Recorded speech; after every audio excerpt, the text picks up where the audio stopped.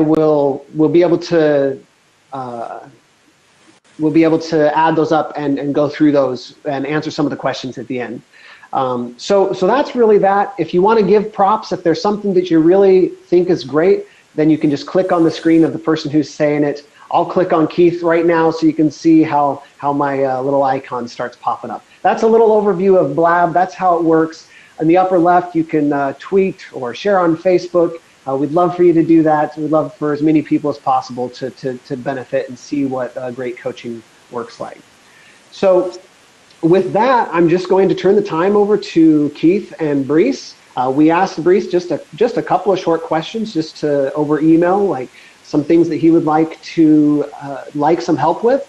And from there, it's really just going to be Keith and Bryce having a coaching session just like Keith does with thousands of people over the phone privately. But we all get to be a fly on the wall and watch this happen. So I'm going to go ahead and turn the time over to you guys, to Keith and Bryce. Thank you, Keith. So Bryce, if you could just go ahead and start by sharing who you are and what type of coaching you're looking for and objectives that you have for our session today.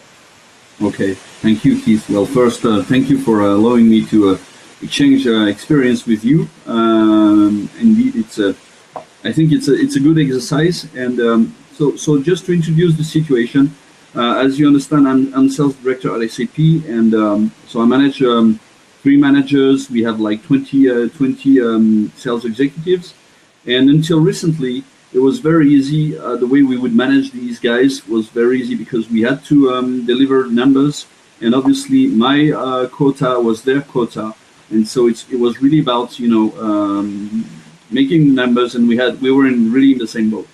Now, what has happened lastly at SAP is that part of my guys now, they change roles with what we call a business developer, and in this case, these guys, they are part of my team, but they are not quota carriers.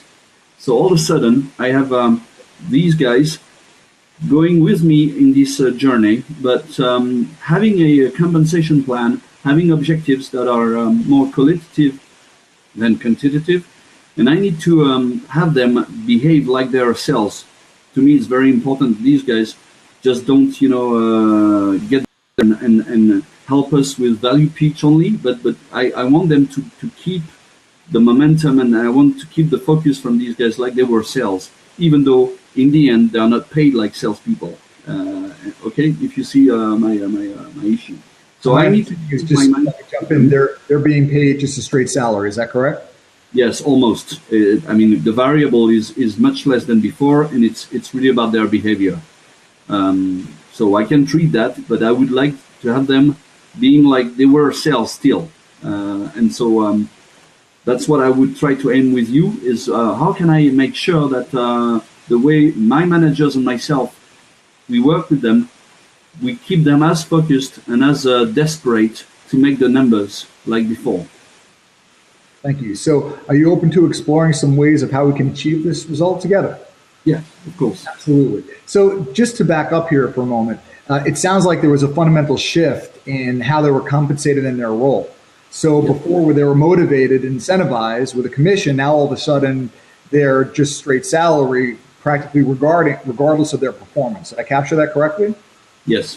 Okay. So is this a function of just continuing how they can stay motivated and inspired in spite of this change? Yes. It's really about this.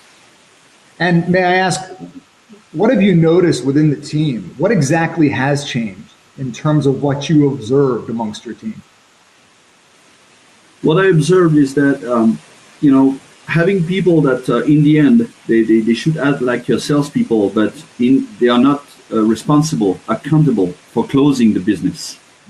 Make them behave like they are less impacted from what's going on at the customer or the prospect.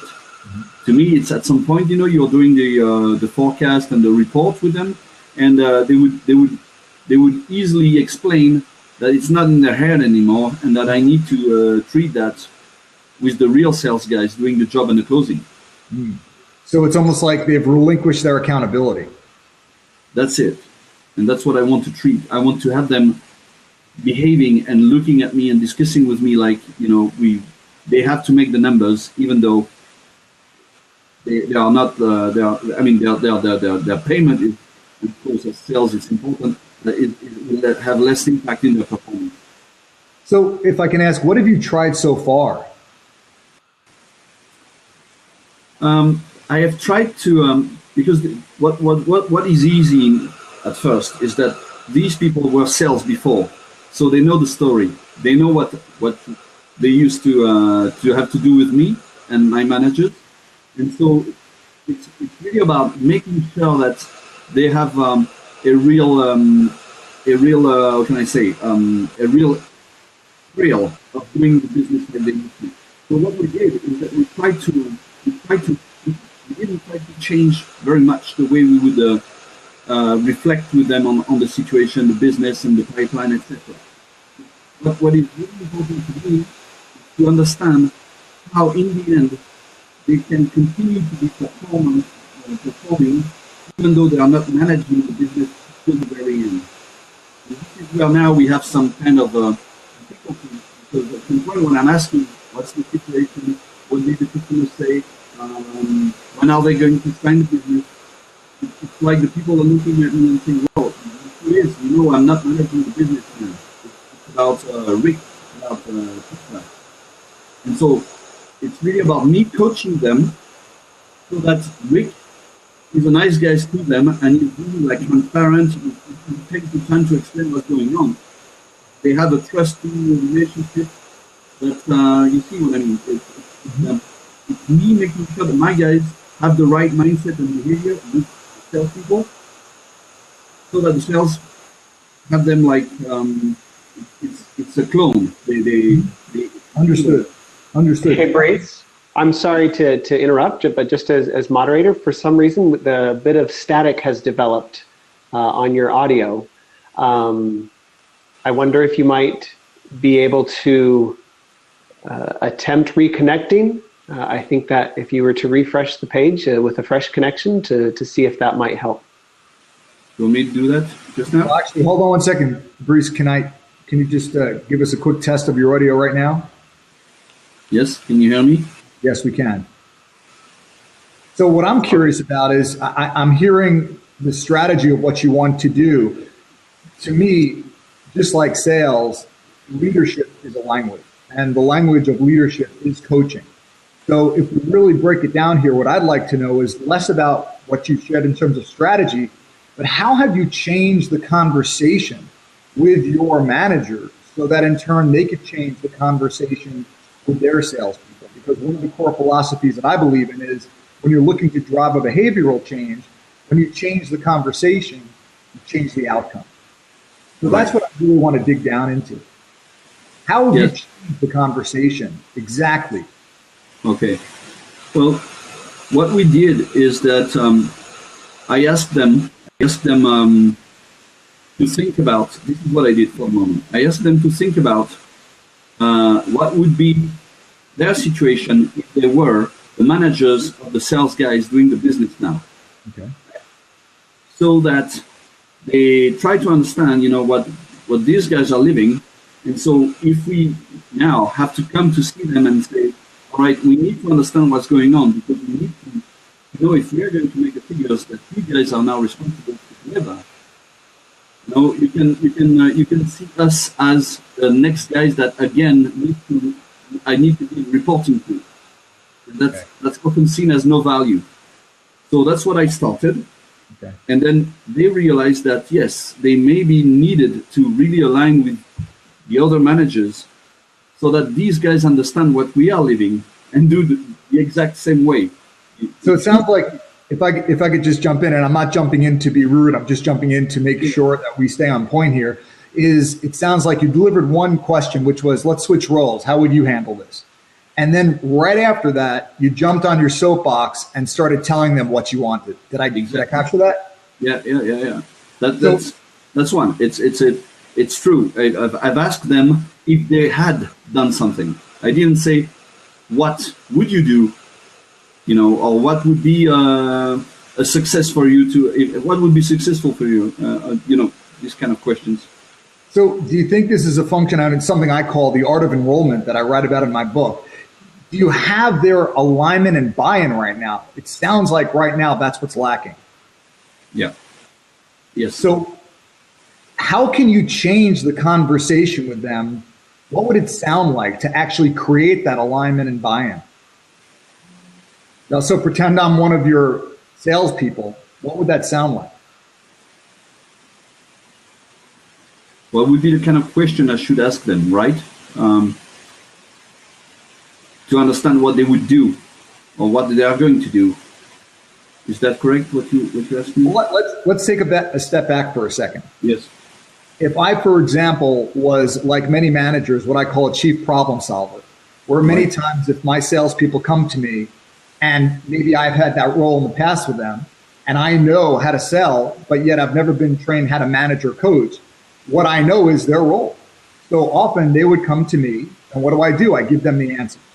Yes. So if then I go through this management coach training and I learn how to coach, and all of a sudden I've changed. I've changed how I communicate. I've changed how I approach my salespeople. And I've also changed my language and communication style. And then over these, let's say 2 days of training that they've gone through, they go back to the office. Now, the manager has evolved and transformed. The salespeople are still the same way they were 2 days ago before that manager went through the training. So if you as the leader go to them, where before you would be more directive and tell them what to do, and all of a sudden you start asking questions, how might they respond? Well, maybe they would ask themselves if I'm useful, for example. Okay. Of course. Because there's a problem, and I'm asking questions instead of trying to solve it. It's the classical monkey on the back, that we keep trying to give to the other. But no, in this case, it's really about this is what I wanted to do, and maybe I didn't express it right. But what I told my guys is we see a situation today where we want to make sure that our guys are not going to just complain about the fact that they can't manage the whole story. Mm-hmm. So how can we help them? How can you help them doing this? See, I'm hearing your intention is pure. I hear that you're coming from the right place and you truly want to help them. Except there's one thing that's missing. You see, if my people, let's say you're a salesperson and I'm your manager, and you're used to coming to me and I'm typically that directive manager that has the answer or tells you what to do, or gets on the soapbox and says, here's what you have to do. And you as a salesperson say why, and I say because that's your job and I'm your manager and I'm telling you have to do that. And all of a sudden I start asking you questions. What I haven't done yet is I haven't changed the rules of the game. I haven't reset expectations. I haven't created alignment. And I haven't developed that buy-in that's needed during this transformation and change.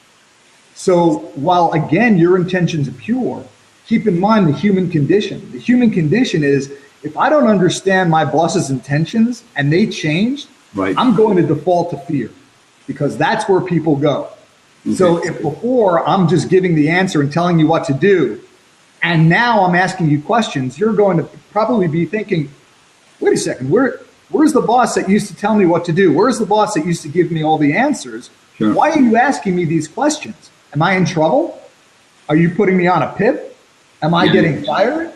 See, what happens is because you never initially reset those expectations and enrolled them in the change, that's why they're probably feeling some resistance. So there's something that needs to happen, a conversation that precedes the coaching, and that's enrolling them in this change. So if I was a salesperson, and it's almost as if you were positioning a new conversation. Yeah. And just very quickly, the model for enrollment is very simple. Where before, managers would be, here's what we're doing. Now the model for enrollment has changed. In order to create that buy-in and alignment, the model now is, here's what we're doing. Here's why we're doing it. And here's what's in it for you. And if we don't align your agenda and corporate objectives with their personal goals, there's a disconnect and they're not going to see the value of changing. Am I being clear on that point? Yes, definitely. Right, yeah. So Yeah. if you think about that, and again, if I was that salesperson and you have to come and start positioning that conversation, and again, here's what we're doing, here's why we're doing it, and here's what's in it for you, because just like your customers are tuned into WIIFM, what's in it for me, still Yeah. your internal customers, right? Your internal customers are your staff. Okay. So what would that sound like if you were to enroll them prior to asking them those questions? And in other words, what would it sound like in that conversation to reset expectations? Well, as you said, it would be to Now let's be on the court here. I'm a salesperson. What would that message sound like? well, Keith, your role has changed, and I know you are going to face a difficulty of really managing the business till the very end. When I need you to do it, but it's not in your role. So I understand that, and I know it's going to be an issue. So I would like you and me to work on how we can overcome that, and how can this issue align with your goal and my goal, so that in the end we are friends and buddies, and I can help you and you can help me. And so what do you think? What would you have in mind so that we can overcome that issue? Have you tried that approach yet? Not really, not yet. I've expressed the issues. I've told. Okay, here's this is what was going to happen. But we missed the why, and we missed Yep. what's in it for you. Right. Because just like you have your own agenda as a VP and as a leader, Yep. everybody has their own agenda in a conversation. Right.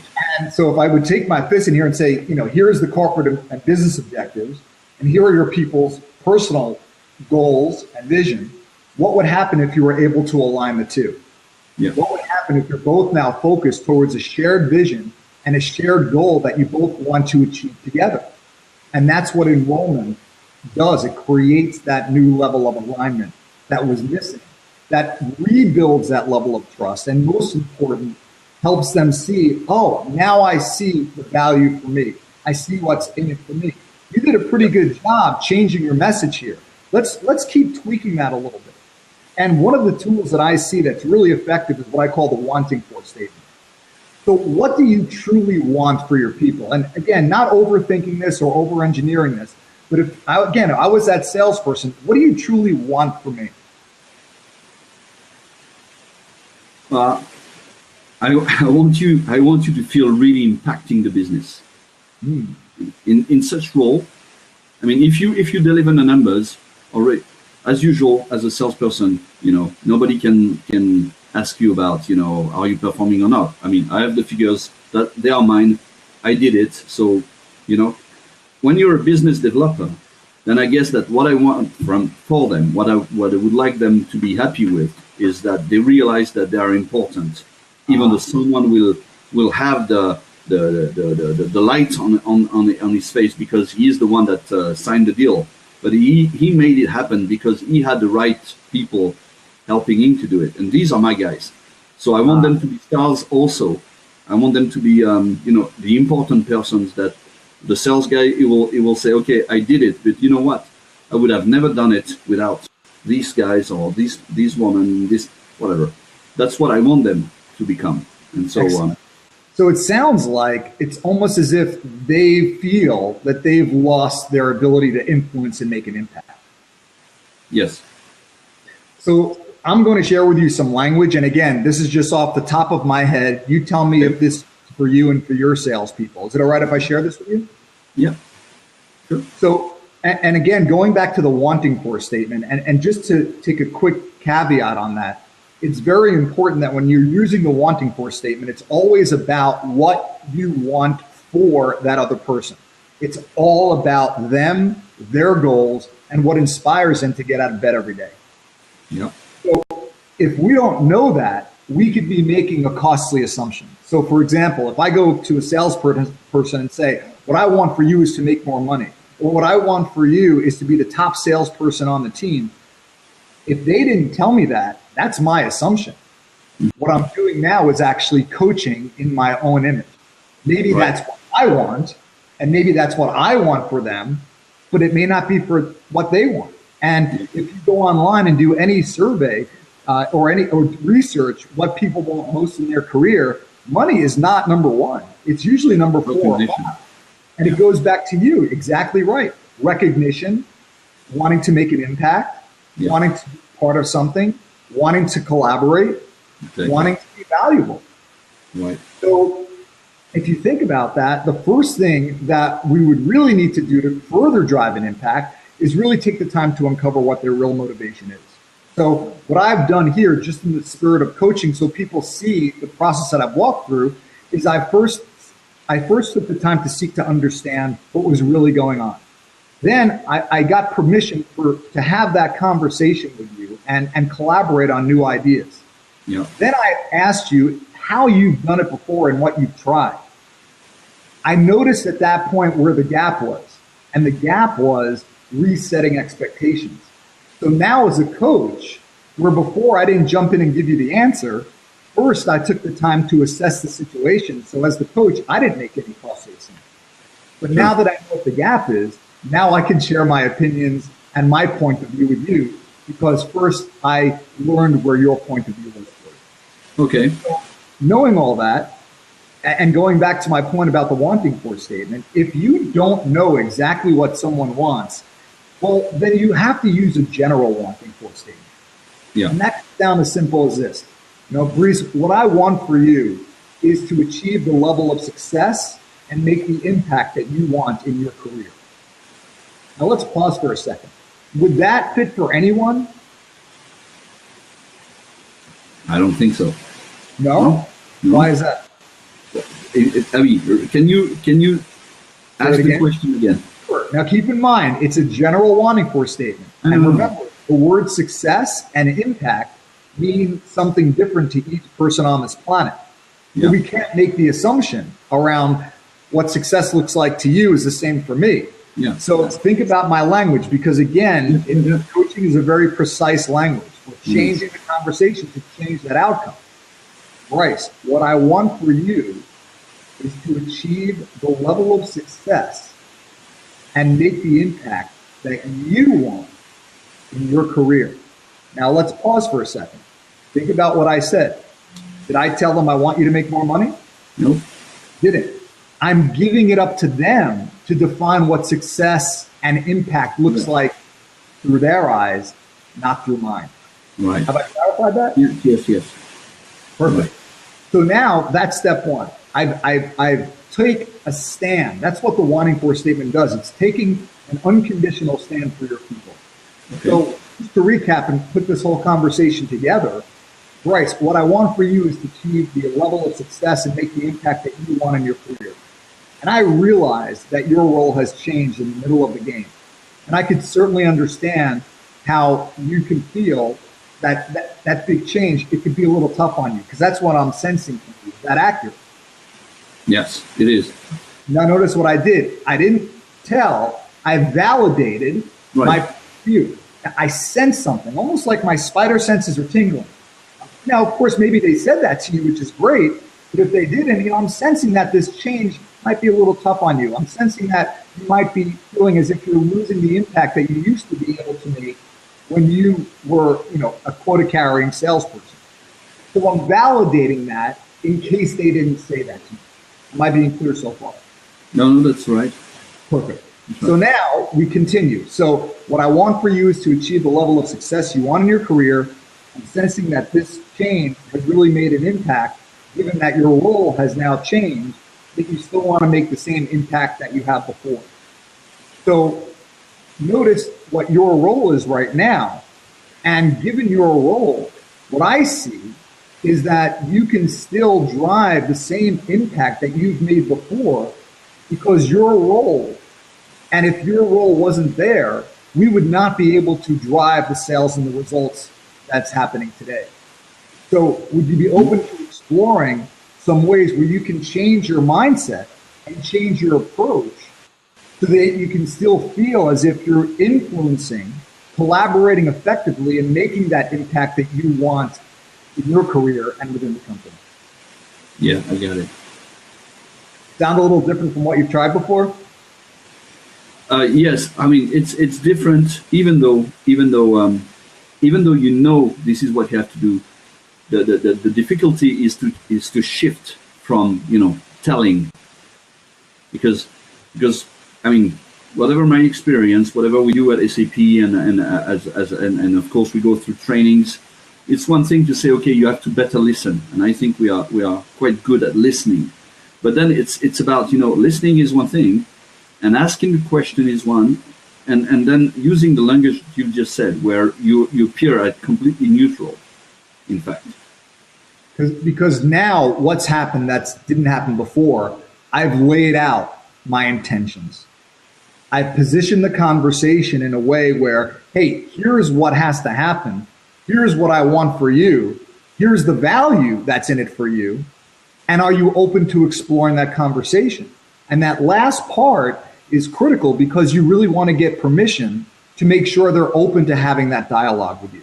Right. And if positioned correctly, so they see what's in it for them, of course they're going to say, sure, Bryce, I'm happy to have that conversation. Now, because they know your intentions, you can start the coaching process with them. Now you can start asking certain questions. Yeah. So I'm going to put it back to you at this point, because now that they know, hey, my boss is taking a real stand for me, they understand my tough position right now. Mm-hmm. What type of questions might you ask them at this point to facilitate that conversation? Well, if you I could ask them, let's try to understand what is important for you. And so if you were successful, how would you define that?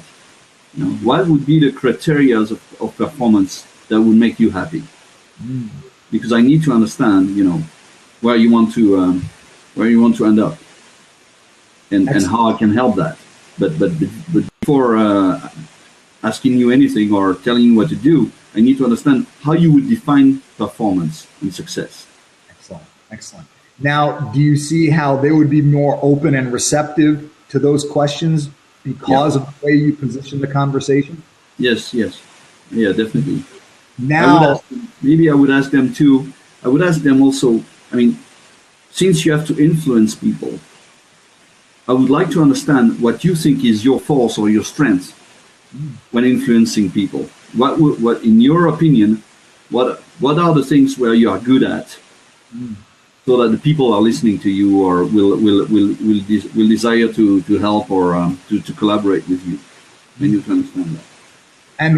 And even going and just building on your question, what does influence and impact look and feel like for you?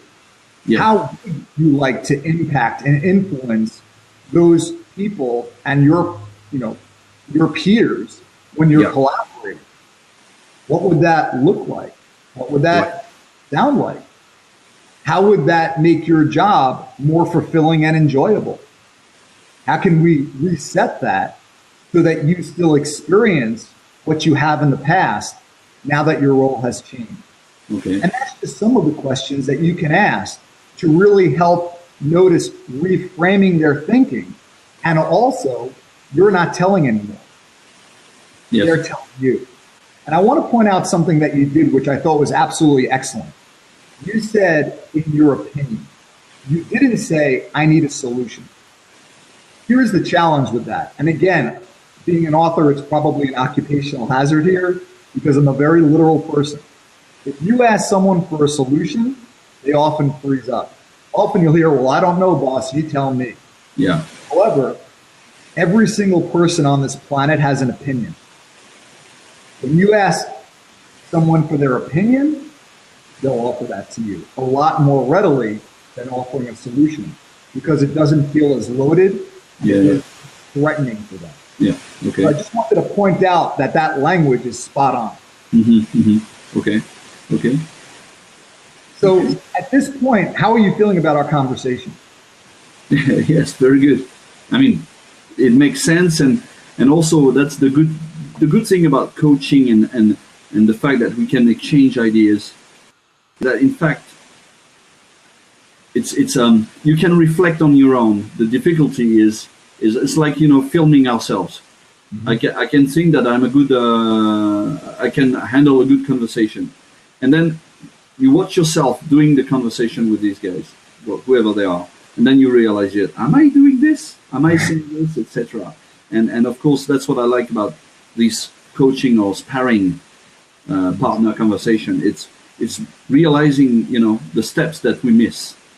And because I could go for the what and just forget about the why, for example. And then all of a sudden it's just the most important thing that I've forgotten. So yes, what I expect from such relation with you is to understand, what are the gaps.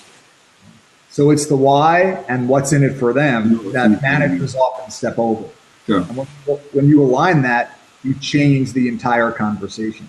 Now, going back to something else you said, because as a coach, I don't like to step over anything, knowing that your team has to collaborate cross-functionally. Did I capture that right?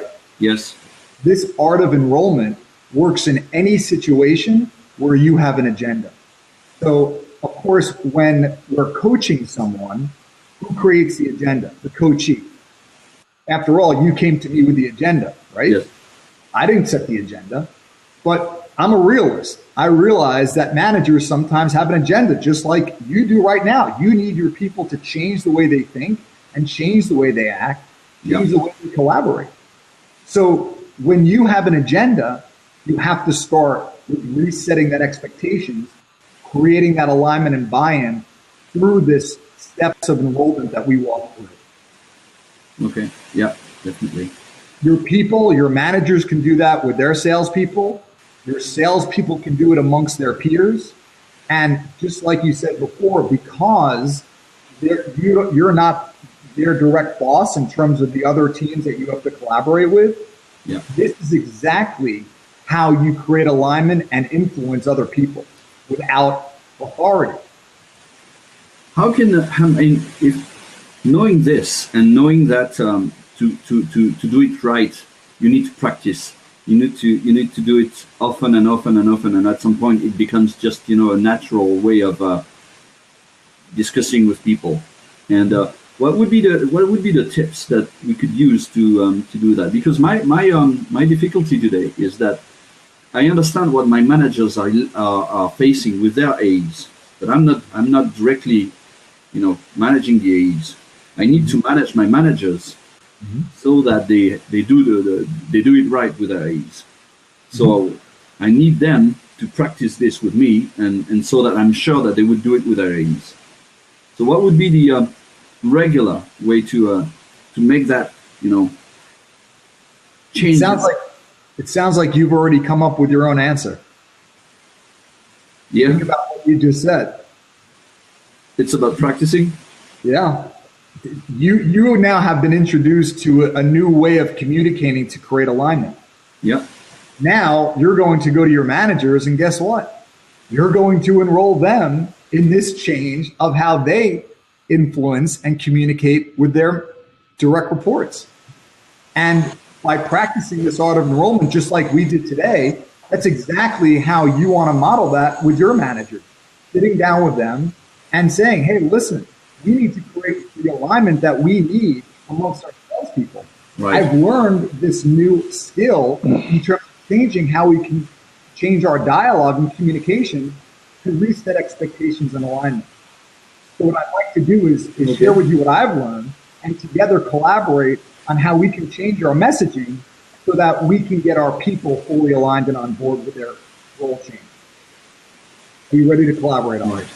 So you're now using the exact art of enrollment with your managers and then experientially teaching them that art for them to then use it on their salespeople.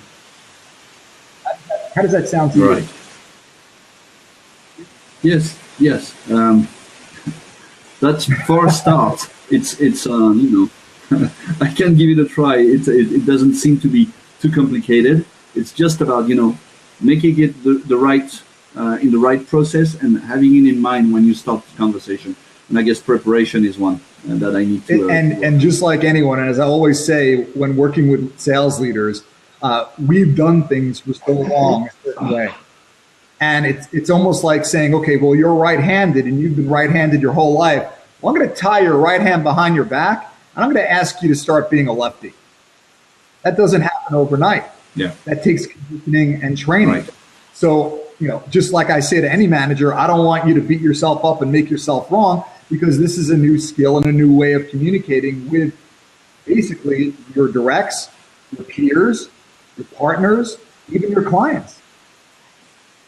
So now that you have that model, you're right. This is a function of practicing it and using that wanting for statement. And it's very interesting. No matter where I go in the world, the first reaction that I hear, whether it's even in the US or whether it's in India or throughout Europe, is, Keith, that wanting for statement, that doesn't translate in Italian. That doesn't translate in German. That doesn't translate in Arabic.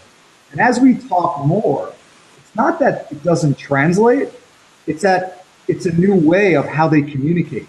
Even if English is your primary language, and I share this with what I want for you, even people here in the United States will say, Keith, what I want for you? That sounds kind of strange. And inevitably, when they try it, I get email after email that says, Keith, that wanting for statement, when delivered authentically and with transparency and honesty, it really works. Yeah. So yeah. I'm curious, is this a good place for us to start wrapping up right now? Do you feel like you've gotten enough for you to move forward and start working with your managers on how you can create that change amongst your sales team? Yeah, sure. It is. What would be interesting is doing it right. It would be interesting to see the reaction of people, because as usual, and especially in a top-down company like mine, where really people are just so used to be told what to do and to be directed and expected to execute, and it's that when you have such language, people are just like, what is he doing? He's asking me for an opinion. He's doing this. I mean, and even though I don't think I'm the kind of manager that is really just directing. At some point when you're an organization that is so much driven like this, you don't imagine as much. I mean, how much you are still directing more than asking. But yeah, it would be interesting to see if people would like to do it this way, because I sometimes I realize that people, when you ask them for an opinion, it is so unusual that you have them like bugging. They are bugging. They're like, wow, I don't know, So that would be interesting for me to understand how I can help them doing it, because today, for example, you and me, I'm there because I'm really willing and able. My mindset is open to changing my way of working or thinking, etc. But when you're facing people where you have so much resistance or so little habit of doing this, they are very doubtful, cautious, whatever, and I guess it takes time for them to really only because they don't see what value is in it for them. Once they see what is in it for them, that's exactly the point where they start opening up and want to continue that dialogue. And it also rebuilds that level of trust between the manager. And I just want to go back to one final point, and I think it's a good place for us to wrap up. In terms of asking for people's opinion, if you just say, so what do you think about this? A lot of times you're right. If that's never been done before and they're not used to that, they're going to freeze. And they'll probably say, I don't know, you tell me, that's what you've typically done. So I'm just going to give you a little language there on how to use that and how to position that so you can pull their opinion out of them. Now, again, I'm just shooting from the hip here, but it could sound something like this. So, Bryce, I trust you and I trust your judgment on this. And I know you're a lot closer to this situation than I am. So what's your opinion on how we need to move forward in a way where you can benefit from the outcome and achieve the results you want? You notice what I did there? Yes. What did you hear I did that was different from how you did it? Well, you showed the empathy, which is about, I think I understand what you're going through, and better. You're in a better position to explain or to address the issue than me, and I can get that. And so I would like to understand, knowing this, how you, in alignment with your objective or your ambition, I need to understand what you think should be done. So to paraphrase what you said, the first thing I did is I acknowledged that I trust you and I trust your judgment. I then acknowledge their position in where they're at. Once I've done that, then I have the opportunity to ask, so what's your opinion around how you can move forward so you can feel that you're still influencing and making the impact that you want. Because of you set that conversation up where you've demonstrated you trust them, they'll be more open and willing to share that with you. And that to me is one of the greatest coaching strategies I can offer any leader. And no one can say at that point, coaching takes longer than telling. Because how long did that take me? About 20 seconds. Right. Yeah. So you think you have a few solid nuggets that you could start working on when our call is over today? Yes. Great. Yep. So I'm curious. Yep. Before we wrap up, there's a couple of final questions I have for you. First and foremost, what are you leaving with from our conversation today? What are you taking away?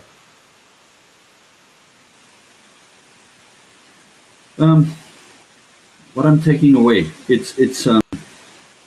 I think it is really about preparing my interaction with my managers, and preparing it in a way that I am making sure that in the way I'm going to ask the question, I have this gymnastic that you just provided to me, and I have filtered as much as I could whatever ideas or whatever assumption I would have on the outcome. And I think it is something that I read sometimes, but as usual, when you need to practice it, then yes. I mean, once again, I've written it. I've written some important words here, and I guess that next time I'm doing this, I will have that in front of me. Just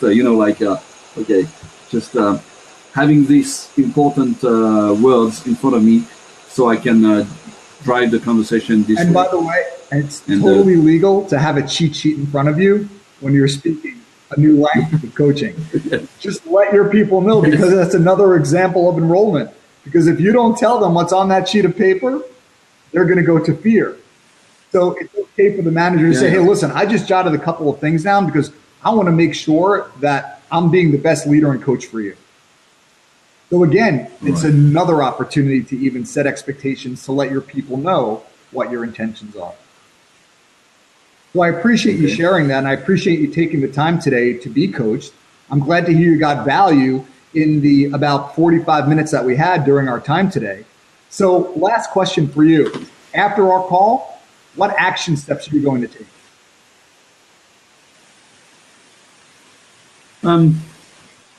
Well, I'm going to really schedule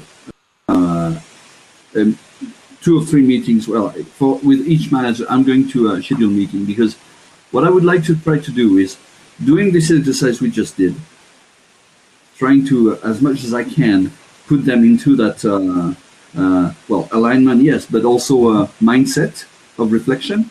And then if I do it right, don't know, we'll see. But if I do it right, what I would ask them is to try it with their guys the very same way I did it, and see what happens.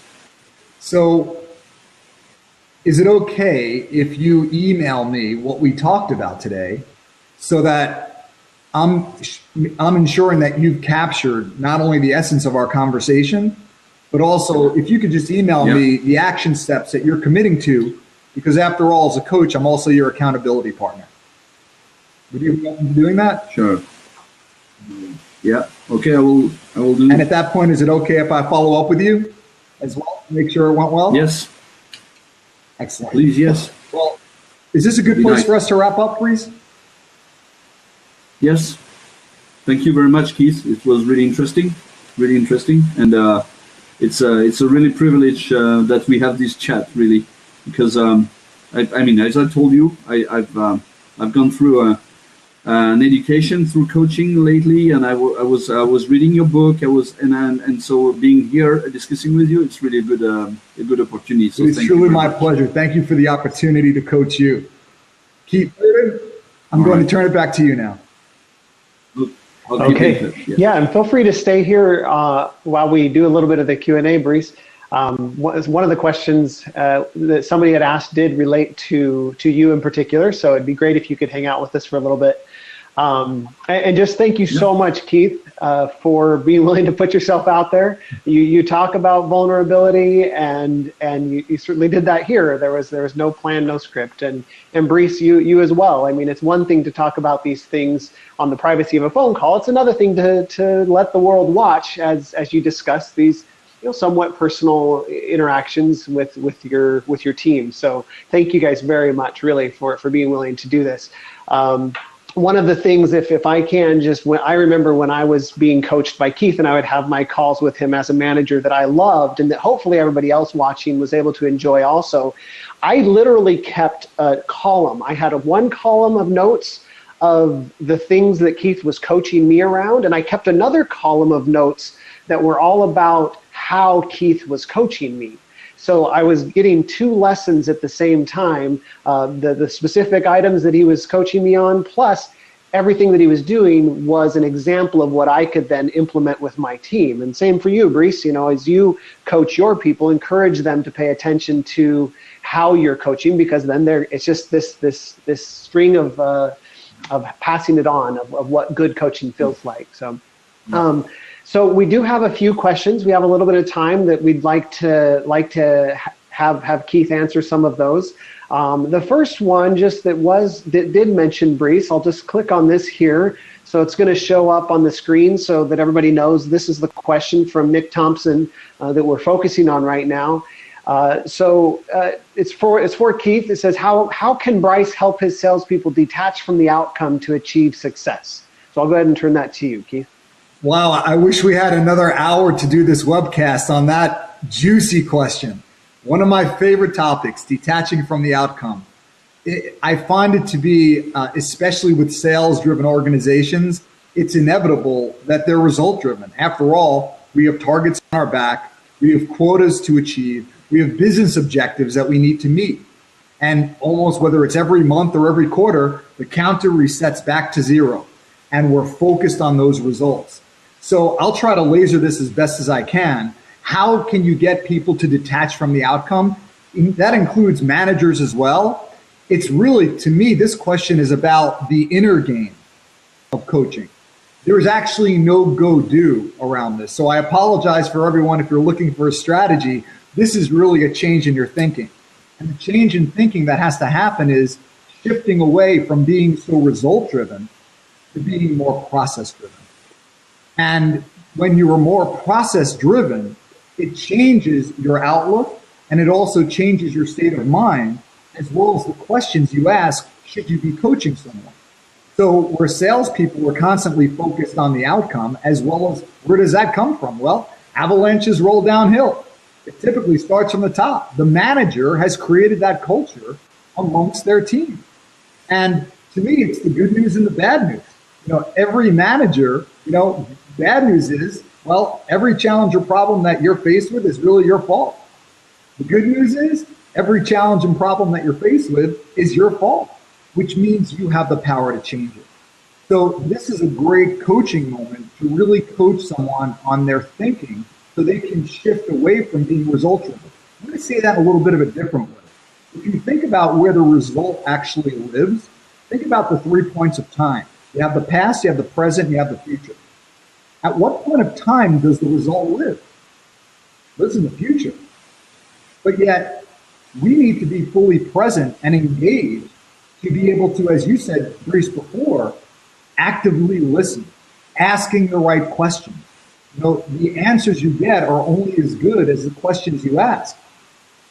So when you shift away from being so result-driven, which is in the future, challenge is, when you're in the future, you can no longer be listening. And a very short definition of coaching that I always share is, coaching is the art of creating possibility. When you're in the future and you're focused on your agenda and your results, You're not creating new possibilities anymore. You're just driving your own agenda, which means you're not respecting the other person's point of view. Now let's shift to being more process-driven. Where does the process live? When you execute a process, in what point of time does that happen? It happens in the present. So let's break it down. Coaching is the art of creating possibility. Creation happens in the moment. You create possibilities in the moment.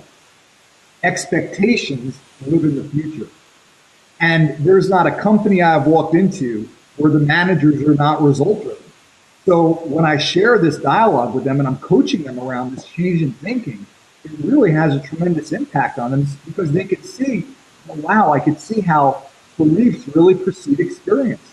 If I'm so result-driven, I'm only asking result-driven questions.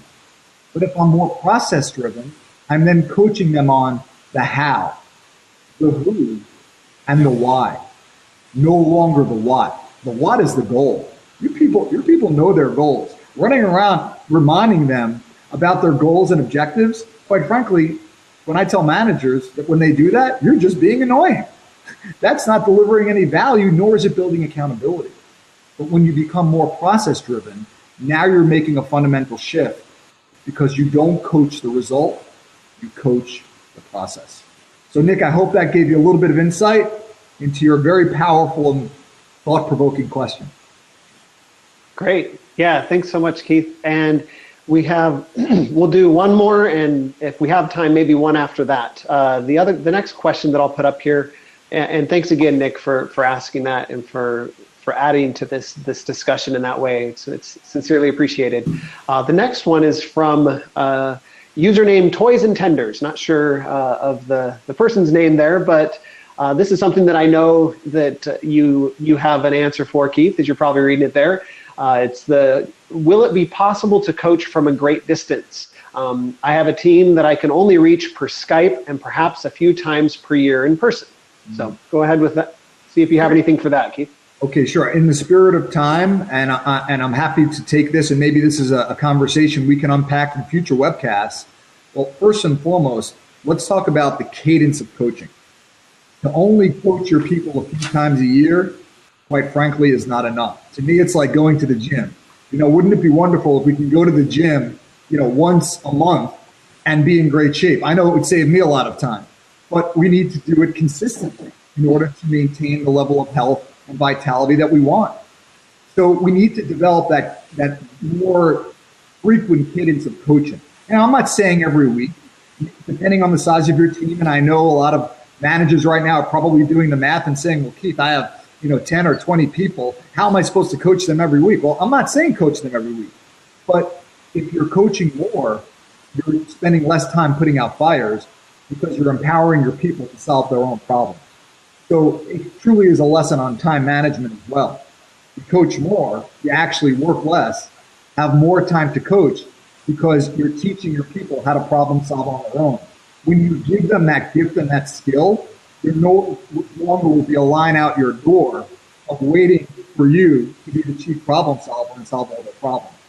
The other part, in terms of coaching, in terms of business coaching, many organizations, many sales managers that I work with remote teams.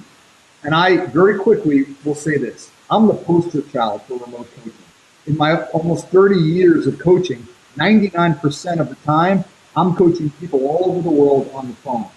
And if you want to Skype or use that opportunity to do video conferencing, that will also add to the value. So I just don't want any manager or any leader to make the assumption that, well, in order to coach, you really need to be face-to-face. Because if you think about it, and you think about the conversation Bryce and I had, what did we really do here? We focused on coaching the message. So if you have a phone, or again, even Skype, you can still achieve the same results, even if you're working with a virtual team. Yeah, no, excellent. I was thinking this example that we're watching right here. I'm located on the West Coast in the U.S. Keith is on the East Coast, and excuse me, Bryce is in Paris, France. So, and I think I loved the coaching that took place here, and it certainly the geographical location was not a hindrance to that process. Let's do one more question, Keith. There's one from Bill, And I think this is a really good question to end on today.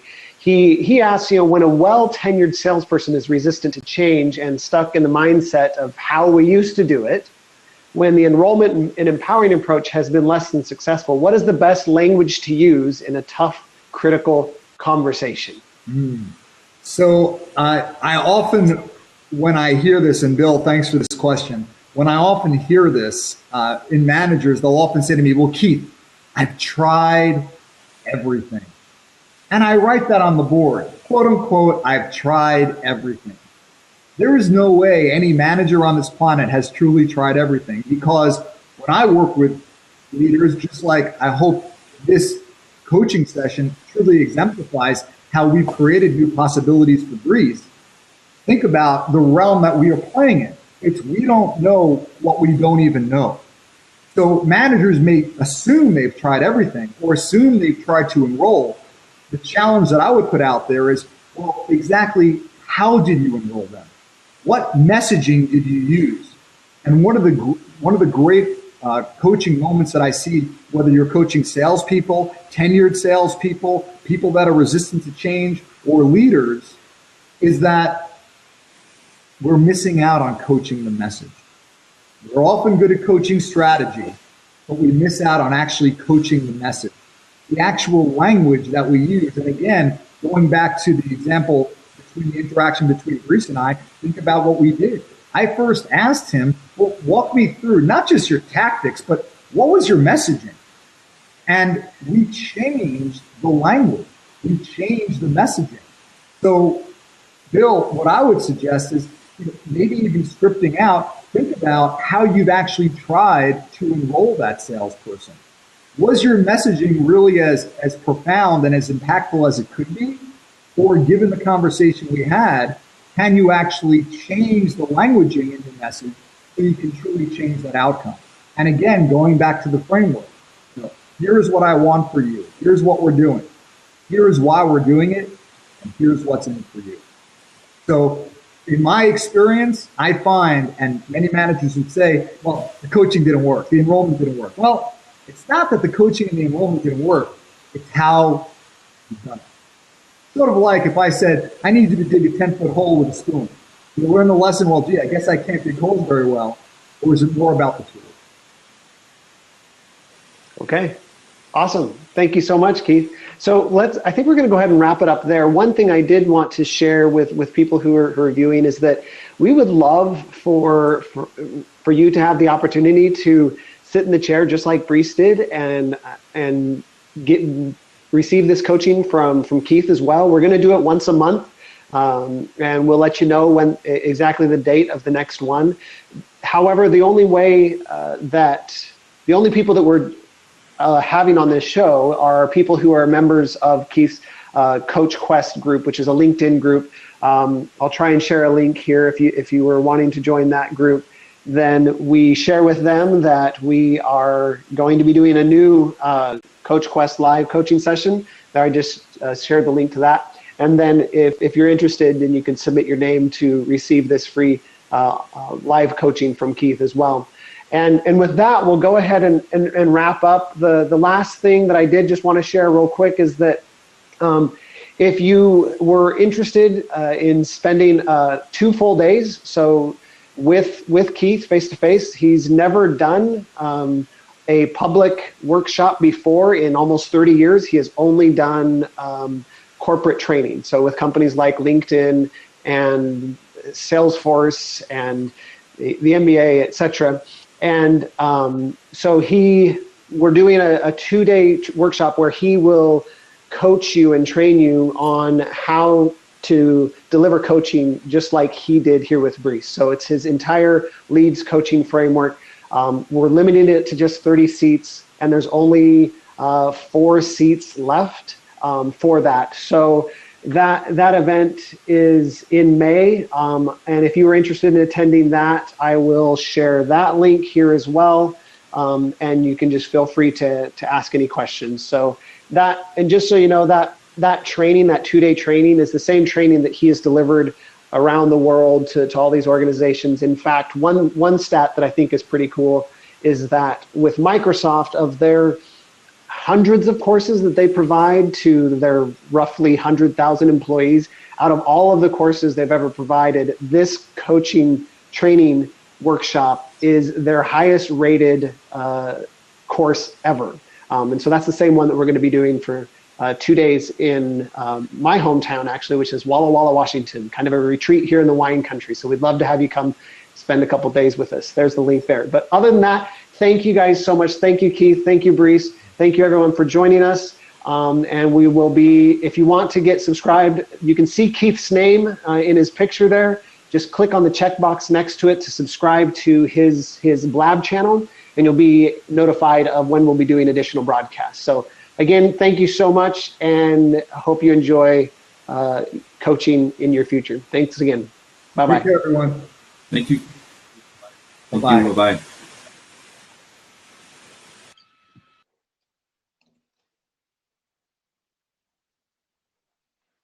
Now I'm just staying here for a second just to answer a couple of questions that people had. So, but I'm going to go ahead and mute, and you guys